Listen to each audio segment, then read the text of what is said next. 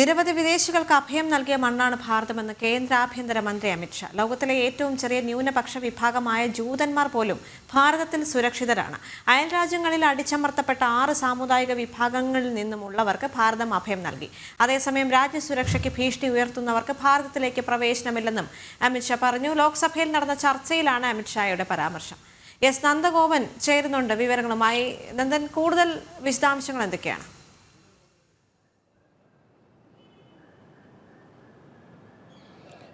രാജ്യസഭയിൽ ബില്ലിന്മേൽ, അതായത് ഫോറിനേഴ്സ് ബില്ലിന്മേൽ നടന്ന പ്രത്യേക ചർച്ചയിലാണ് ഇന്നിപ്പോൾ അമിത്ഷാ നിലപാട് വ്യക്തമാക്കിയിരിക്കുന്നത്.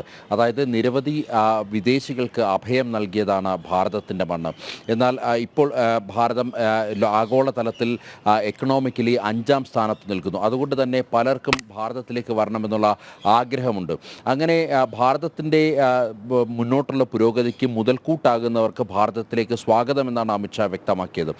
അതേസമയം തന്നെ ഇവിടെ വ്യക്തിപരമായ ആവശ്യങ്ങൾക്കായി ഇവിടെ എത്തിയിട്ട് ഭാരതത്തിൽ അശാന്തി പരത്തുന്നവർക്ക് ഒരു തരത്തിലുള്ള അവർക്ക് മാപ്പില്ല, അല്ലെങ്കിൽ അവർക്കെതിരെ കർശനമായ നടപടി സ്വീകരിക്കുമെന്നാണ് ഇന്ന് ലോക്സഭയിൽ നടന്ന ഈ ബില്ലിന്മേലുള്ള ചർച്ചയിൽ അമിത്ഷാ വ്യക്തമാക്കിയിരിക്കുന്നത്. അത് ബംഗ്ലാദേശികളാണെങ്കിലും റോഹിംഗ്യനാണെങ്കിലും ഭാരതത്തിൽ വന്ന് ഇത്തരം പ്രശ്നങ്ങൾ, കുഴപ്പങ്ങൾ സൃഷ്ടിക്കാൻ ശ്രമിച്ചാൽ അവർക്കെതിരെ കർശന നടപടി സ്വീകരിക്കുമെന്നാണ് ഇന്ന് അമിത്ഷാ വ്യക്തമാക്കിയിരിക്കുന്നത്. ഭാരതം ഒരു ധർമ്മശാലയല്ല, ഭാരതം ഒരു ആഗോള സാംസ്കാരിക രാഷ്ട്രമാണ്.